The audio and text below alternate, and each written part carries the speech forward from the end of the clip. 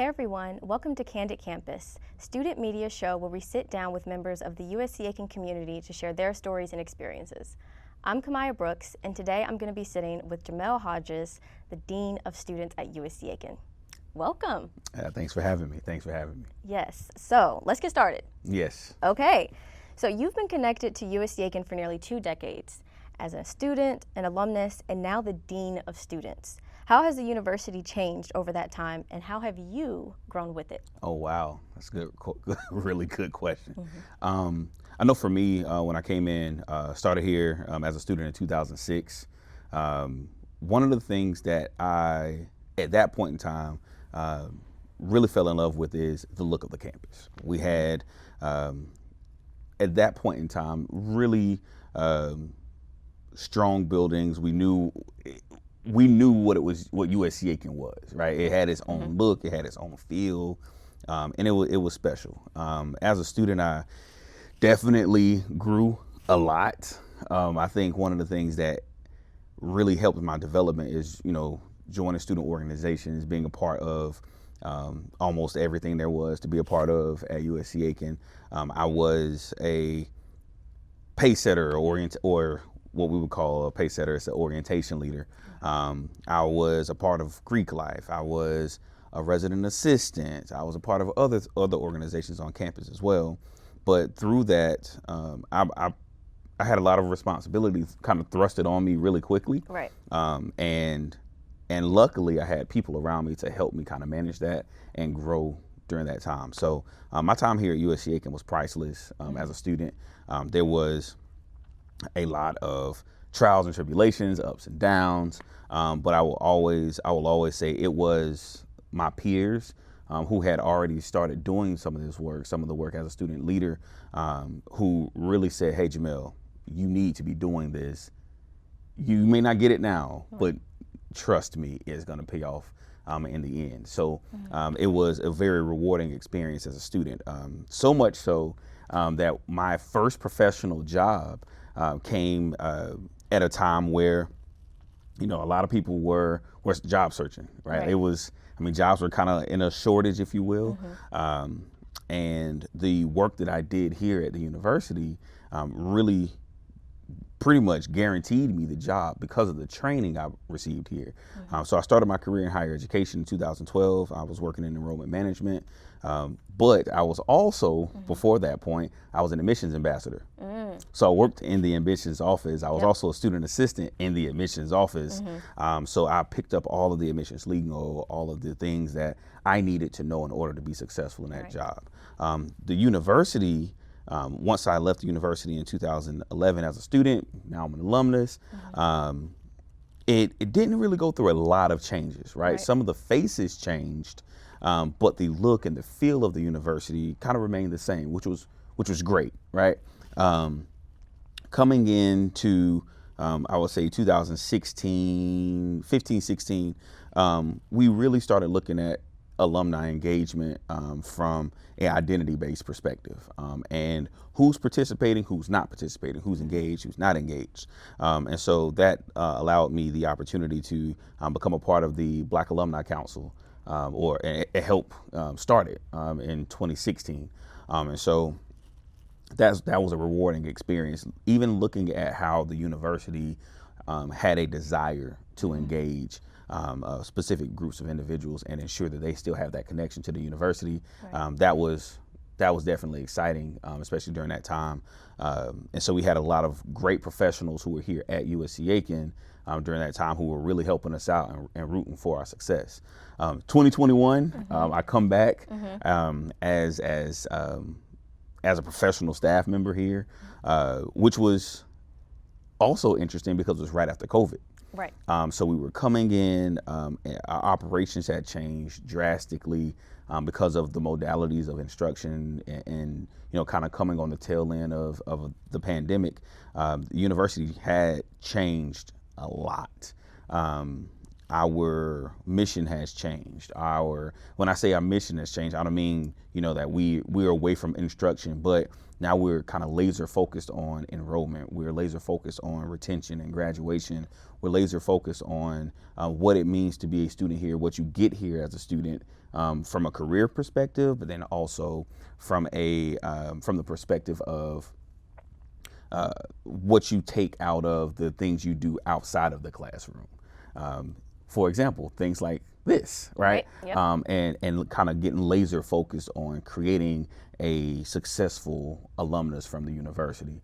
And so I think that intentional work has changed, although the look hasn't changed very much. And we'll see that look change, over time here in the next few years.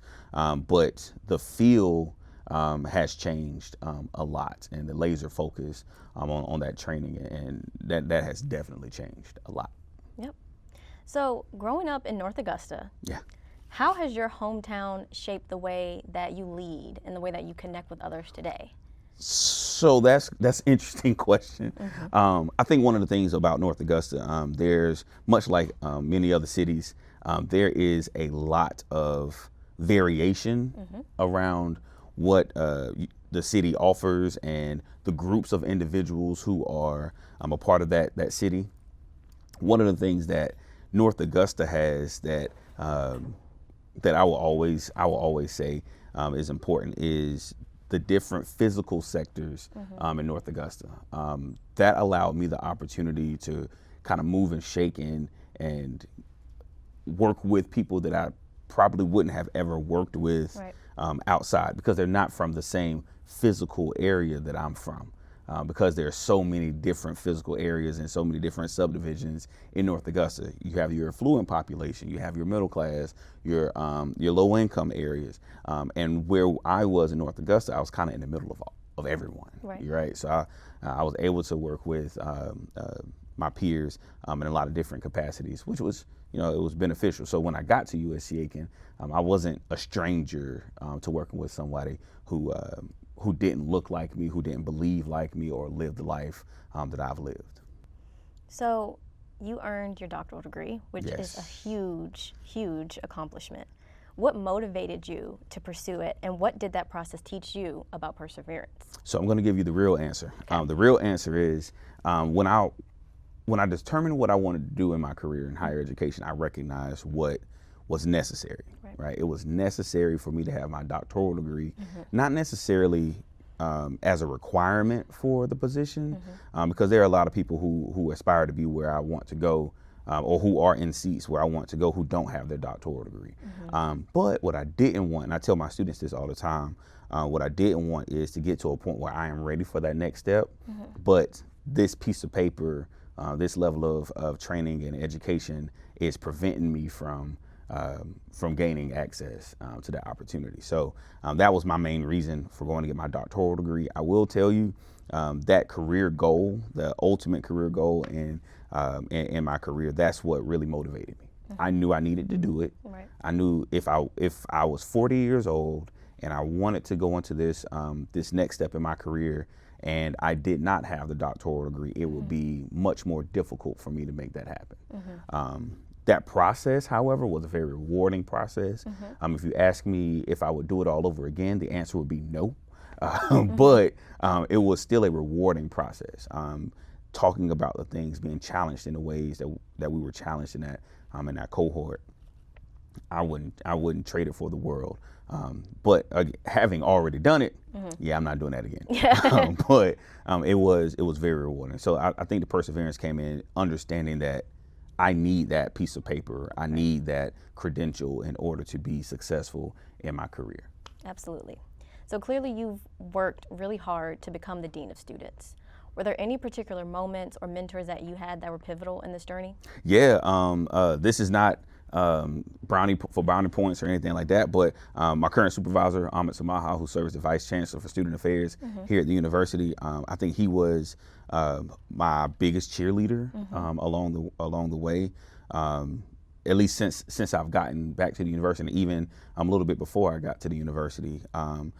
recognizing what my career goals were, recognizing what my talents were, and giving me the opportunity to display those talents and giving me the opportunity to learn a lot of the things that I had not experienced in other universities in my career, and then even hone skills that I already had from those other universities. And so I've been able to be a part of a lot of different initiatives, a lot of different activities, a lot of different student development opportunities that I may not have been able to do at another university. So definitely Ahmed. Another one would be Victor Wilson. He was the former, or is the former vice president for student affairs at the University of Georgia. Phenomenal. He was my official mentor, right? Like I reached out to him and I said, hey, like, you have the job I want, man. Like, can we talk? He's like, yeah, put it on my calendar. And that was priceless, and I will be forever grateful for that. And I always remember, this statement that he mentioned to me when I was looking at leaving UGA to come here and kind of wrestling with that decision. He said, whatever you do, just grow wherever you're planted. Right. Never stop growing. Grow wherever you're planted. And those words will stick with me forever. Try to get the most out of every single situation that I'm in, regardless. Usually you would not hear me say the word no, right? I will take every opportunity. I'll do it. Even if I don't know how to do it, I'll figure it out. Because again, that comes a skill that I didn't have in the beginning. So definitely, I would say those two individuals for sure. Well, from my personal experience and things that I've heard from staff and students, you are making such a great impact here on campus. But what does being Dean of Students mean to you personally? Well, it gives me the opportunity to work with students in some capacities that I feel would definitely benefit them. I think, so two of my roles is student conduct, or two of my roles are student conduct and administration of our Title IX process. Throughout those processes, there are a lot of points where students may feel that they are left out, or they may feel that they aren't getting the information that they need, or they may feel that they are in quote unquote in trouble, and they feel like they're getting sent to the principal's office. And I think one of the things that I'm able to do as the dean of students, I can't speak today for some reason, is I'm able to provide education during that process to ensure students know and hold themselves accountable for what they've done wrong, how they violated university policy. But I'm also able to provide them with a little bit of encouragement moving forward, right? How, yes, you made a mistake, you made a decision that may not have been your best decision, but I'm not gonna ride you off, just because you've made a mistake, right? We're still here for your success, and I want you to be successful. One of the things, and of course, I'm not gonna say any students' names, but one of the things that I found so rewarding in this particular situation, I bring this up a lot. There was a student who, they were just having a lot of trouble adjusting, right? There were a couple years where it was just thing after thing after thing after thing. And we were able to, we had gotten to a point where, the student was probably, not gonna be with us, at least in some capacities, much longer.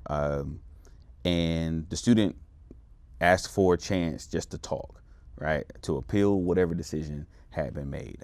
And I was able to have that conversation with that student. And in that conversation, I recognized that the student wasn't necessarily looking for trouble.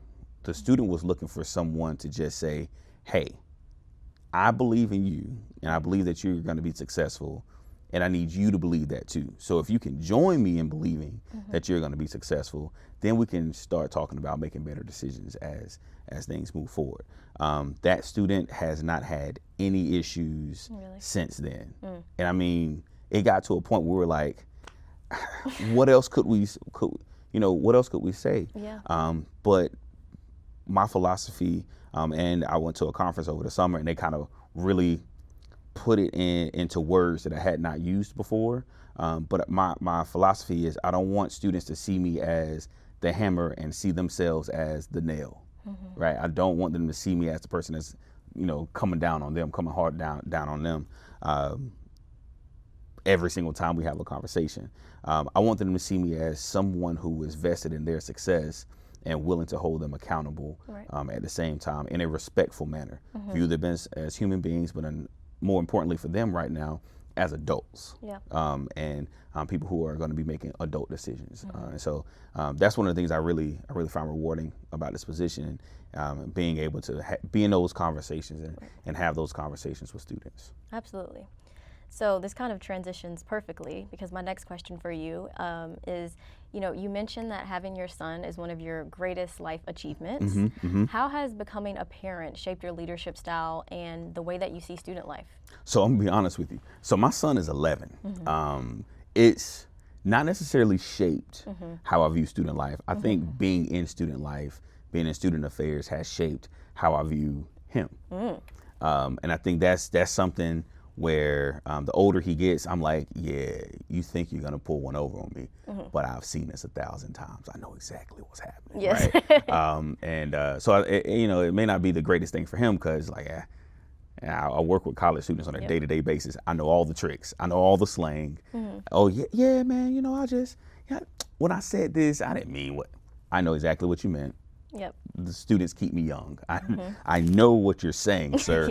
And so I think that's going to be something as he grows older. That's going to be really pivotal in our relationship, and allow me to have certain conversations with him that some other parents may not be able to have, because they don't see those things on a day-to-day basis with 18, 19, 21-year-old students on a college campus. Yes, absolutely. So we're now going to transition into some questions about your favorite pastimes. Okay. So you mentioned how much you love Marvel. Yes.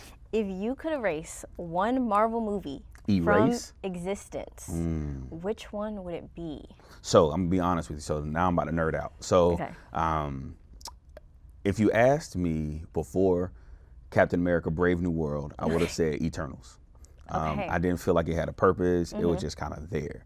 Well, Captain America: Brave New World comes out, and now the movie has a purpose, right? And so I'm like, can't really get rid of that one. Because you need it. Because you need it, right? Like, which one are you just like, why did they make this? Not great writing. I can't say that any of them have terrible writing. Okay. But if I was going to get rid of any one, it would be The Incredible Hulk. Why? Thanks for asking. Because it was first. It didn't really set up a whole bunch until much later in the MCU. So I really think that they could have still set some of those things up without that movie. Even after they had to recast Bruce Banner, Edward Norton did his thing. He's like, I want to do this, and they're like, hey man, we're good, And then Mark Ruffalo comes in and he's like the perfect Hulk. But yeah, I would say The Incredible Hulk. Everything after that was kind of phenomenal, and it all tied in. Even when I didn't like the movie, it still tied in kind of seamlessly to other things. So yeah, dang, that was a really good question. But yeah, Incredible Hulk. Incredible Hulk. Final answer. Okay, so if you could recruit one Avenger to work in the Office of Student Affairs, who would it be and why? Wanda Maximoff. Easy. Think about this. Think about a person who can provide you a certain level of motivation to do something, whatever that is. It may be a trick of the mind, but we're using that power for good, right? So imagine someone being able to tell a student, I recognize that you don't understand college algebra, but you're going to get it. You're going to work tooth and nail to make sure that you get this. Go do it.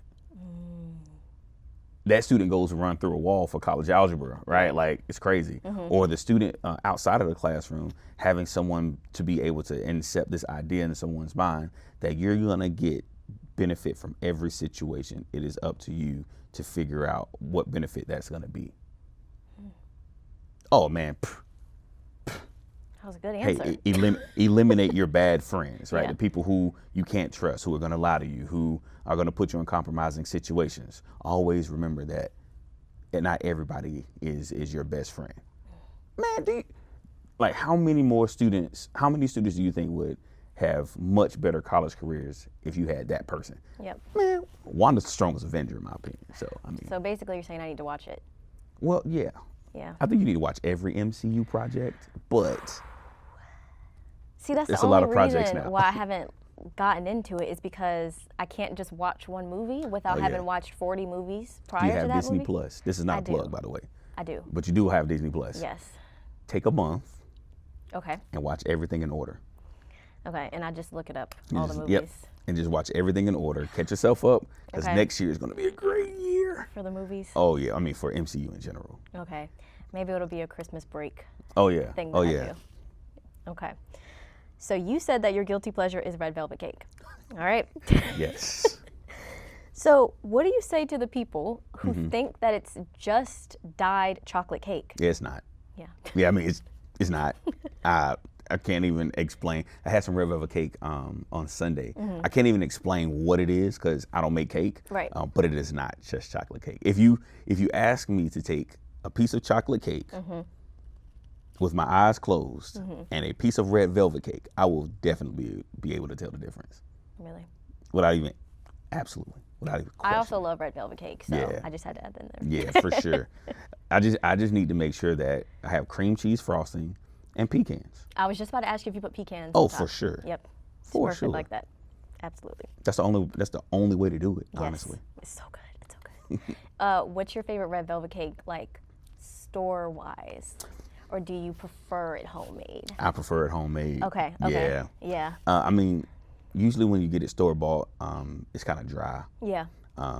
But my cousin, shout out to LaQuisha Hodges. But my cousin, she's made some of the best red velvet cake I've ever had in my life. And then I have another friend, shout out to Lady Smith. She's right there, close second. But then growing up, we had a family friend who lived about 3 doors down. Yep. Shouts out to Miss Jeanette Martin. She throws down on some red velvet Red cake. velvet cake. And so those 3 individuals, if they're making red velvet cake, I got that. You gotta have a slice. Got Gotta to. have a slice. Okay, so you took an impromptu California to Las Vegas trip. Yeah. Okay. What would be your go-to album, specifically rap album, for a long car ride? Oh, To Pimp a Butterfly by Kendrick Lamar. Why do I have a feeling you were going to say Kendrick Lamar? Yeah, It's a good choice. Every Day, Twice on Sunday. Yeah. So that album was crazy. Yep. I mean, just from start to finish. I would say a close second is gonna be KOD by Kendrick, or not Kendrick Lamar, excuse me, J. Cole. Yep. Honorable mention though is gonna be The Blueprint 2 by Jay-Z. Yes, absolutely. Mm-hmm. Yep. I listened to it growing Oh up. man, now I got a few. Yeah. And a few T.I. albums. A few T.I. Like just good riding music. Yes. Yeah. All right. So you cannot live without chicken. No. Okay, so I'm going to ask you a very serious question. Okay. Please rank the following chicken from these fast food restaurants. Ooh. Okay. Oh, this is about to get dangerous. Yes. All right. The first one is Wingstop. Okay. Uh-huh. Second one, Popeyes. Mm-hmm. Third, Chick-fil-A. Uh-huh. 4, Buffalo Wild Wings. And 5, Zaxby's. I have to rank them? Yes. All right. So, And I can repeat if you need me to. oh no, you don't have to. Okay. Popeyes is at the bottom. Okay. Not really a big chicken breast, chicken thigh. Yeah. You know, like Yeah. that's I would rather not. Yep. So that's at the bottom.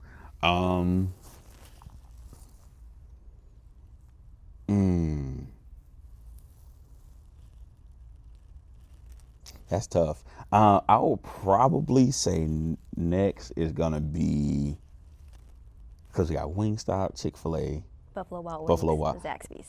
so chicken quality probably gonna put Zaxby's at 4. Okay. Probably gonna put Buffalo Wild Wings at 3.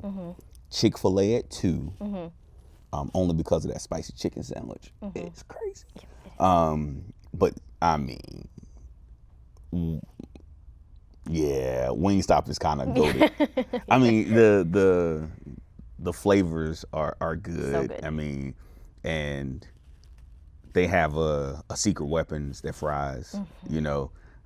So yeah, I'm probably gonna, and their ranch is good too. Yeah, it's just better than everybody else's. That's a valid ranking. Yeah. But what is your favorite like fast food restaurant to get chicken from? Just quick pickup. So in Evans, Georgia, there's a place called Slim Chicken, I've heard of that. and they have these garlic parmesan wings, and it's not like the grated parmesan; it's actual like parmesan cheese. Yep. Oh, it's so good, so good. Okay. So so my fiance, when I'm coming home, and I'm like, hey, you know, like, I'm hungry. Y'all want something? Jamel, we don't want Slim Chicken today. So she knows what it is. But yeah, Slim Chicken every day, twice on Sunday. Okay. So between movies, podcast, and music, what's something that you've watched or listened to recently that has made a good impact on you? A good impact on me. So I've been, I can't think of the name of the show. It's on Netflix. Okay. But it is a murder mystery series. Okay. It is, someone has murdered the head usher of the White House, and I cannot think of the name of the show. The show, because that sounded interesting. I'm trying to. It's actually really interesting. But that show did kind of remind me of like how politics work, right? Someone can literally be bleeding out, you know, be dead, and a lot of people are still going to be worried about what it looks like. Yep. They're going to be quick to write it off. But the main character, her name is, her name in the series is Detective Cordelia Cup. And she's relentless. She never gives up. She stays on it. Even when they were like, hey, let's rule this a suicide, she stayed until the very last minute. And then, but she knew, right, there's going to come a point where y'all going to have to come back and reopen the case. So, okay, do your thing. And sure enough, they come back and they reopen the case. And she's right there to pick up the pieces and figure out the mystery. So I really appreciated Cordelia Cup as a character, because that relentless nature. Yep. I think the other one, Reasonable Doubt, not because of the plot line, but because the series from start to finish has a very intentional piece to it. So we're talking about the soundtrack. We're talking about the actual storyline. We're talking about the plot line. We're talking about the character development. We're talking about where it's located. Like everything kind of compounds on each other. And I really appreciate that. And as a Jay-Z fan, I also appreciated that season 1, like all of the episodes were named after a Jay-Z song. Right. So I was like, y'all are getting me on this one. I kind of appreciate that. So yeah. Okay. Looking back on your time at USCA and your personal milestones, what advice would you give to your younger self? Ooh. Advice to my younger self. I'm gonna be, you know, very honest, right? If I could go back to any point in time in my life and give myself advice, I'm gonna go to the time before I got to USCA, and I'm gonna tell myself, hey, you have to lock in from day 1 to the final day. You have to lock in. If something doesn't feel right, don't be a part of it. If something doesn't, if there are friendships or relationships that don't serve you a purpose, end them, right? There's a reason for you to be here. Remember that reason. Never let go of that reason. And I think that my first semester, you know, I kind of played around, picked it up, you know, after that. But I think that given that, because I was 17 when I started here, so giving myself that advice at 17, I think it would be much more beneficial for my college career than anything else. So what's next for you, either professionally or personally, that you're excited for right now? I mean, I get married next year. Congratulations. So, yeah, that's a thing. And I think professionally, I don't know yet. Yeah. I know what I want to happen, but I do hope that when it's all said and done and I've retired and the career is over, I do hope that I've done everything in my career that I wanted to do in my career, right? Yep. But who knows? Time will tell. Time will tell. Okay, so we like to end each interview with a little this or that portion. All right, Okay. so I'm just going to ask you these random questions, Okay. and you can give me a one-worded answer. Okay. Are you ready? Okay. Cats or dogs? Dogs. Salt or pepper? Salt. Drums or flats? Ooh, flats. Coke or Pepsi? Coke. Dine in or dine out? Dine out. Netflix or Hulu? Ooh. Hulu, because it's connected to Disney Plus. That's a good one. All right, well, thank you so much, Jamel, for thank spending you. some time with us here at Candid Campus. This was fun. Absolutely, and we appreciate all that you do on campus, and we look forward to hearing more about it. Love it. Love it.